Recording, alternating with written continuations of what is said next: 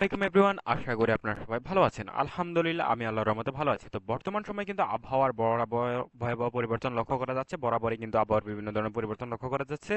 তো এই মুহূর্তে পাওয়া আপডেট অনুযায়ী কিন্তু বঙ্গোপসাগরে কিন্তু এই মুহূর্তে 3 নম্বর সতর্কতা জারি করা হয়েছে এবং একটি নিম্নচাপের প্রভাব কিন্তু লক্ষ্য করা যাচ্ছে বঙ্গোপসাগরে।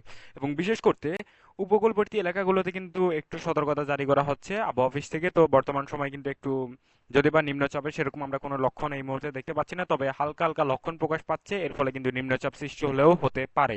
তো এই মুহূর্তে কিন্তু এই যে একটি নিম্নচাপ যদিও বা এখনো সৃষ্টি হয়নি, তারপরেও কিন্তু একটু যেহেতু এর ভাব প্রকাশ পাচ্ছে, তাই কিন্তু সমুদ্রে একটু উত্তাল রয়েছে। তাই 3 নম্বর সতর্কতা জারি করা হয়েছে পায়রা সমুদ্র বন্দর সহ চট্টগ্রাম সমুদ্র বন্দরকে।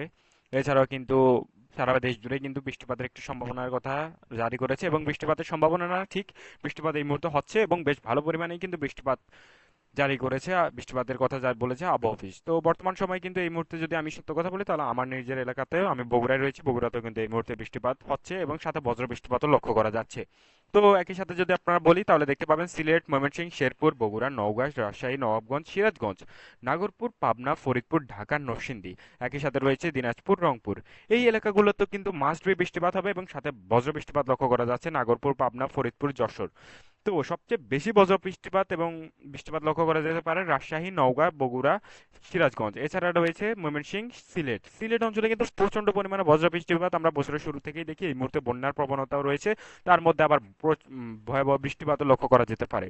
তো ময়মনসিংহ, নরসিংদী, ঢাকা, ফরিদপুর, সিলেট, এই অঞ্চলগুলোতে আসলে বৃষ্টিপাত এবং বজ্র বৃষ্টিপাতের সম্ভাবনা একটু বেশি জারি করেছে আবহাওয়া অফিস। এছাড়া কিন্তু বাংলাদেশের মধ্যে চট্টগ্রামে কিন্তু অতটা বেশি, সরি গাইস, বর্তমান সময় কিন্তু চট্টগ্রামে অতটা বেশি আমরা বৃষ্টিপাত লক্ষ্য করতে পারছি না, তবে হালকা ঝিরিঝিরি বৃষ্টিপাত হবে এবং হালকা বজ্রপাত হতে পারে। তো এছাড়া কিন্তু বরিশাল, ফেনী, নোয়াখালী এই এলাকাগুলোতে হালকা হালকা বৃষ্টিপাত হবে, অতটা ভয়াবহতা নেই। যদিও বা বাতাসের প্রবণতা কিন্তু ওই এলাকাগুলোতে বেশি থাকবে, যার ফলে কিন্তু সেখানে বৃষ্টিপাত অত বেশি লক্ষ্য করা যাচ্ছে না।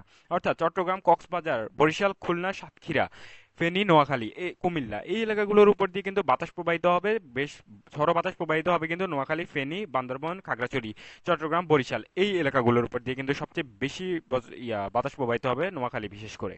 তো বর্তমান সময় কিন্তু এই এলাকার উপর দিয়ে যেহেতু বাতাস প্রবাহিত হবে, তাই এলাকাতে বৃষ্টিপাত অতটা লক্ষণীয় হবে না। আমি আবারও বলছি, সিলেট, ময়মনসিংহ, ঢাকা, অর্থাৎ আপনাকে যদি বলি ঢাকা, নরসিংদী, সিলেট, ময়মনসিংহ, সিরাজগঞ্জ, নগরপুর, ফরিদপুর, পাবনা, যশোর, খুলনা, রাজশাহী, নবাবগঞ্জ, নওগাঁ, বগুড়া, শেরপুর, তারপর রয়েছে দিনাজপুর, রংপুর, এই এলাকাগুলোতেই বেশি বৃষ্টিপাত লক্ষ্য করা যাবে। তো যেহেতু নিম্নচাপের এখনো আপডেট পাওয়া যায়নি, পরবর্তী আপডেট পেলেই আপনাদের সাথে সাথে ইনশাল্লাহ জানিয়ে দেওয়া হবে। তো সবাই ভালো থাকবেন। আসসালামু আলাইকুম। সাপোর্ট করবেন আবার সঠিক আপডেট জানার জন্য।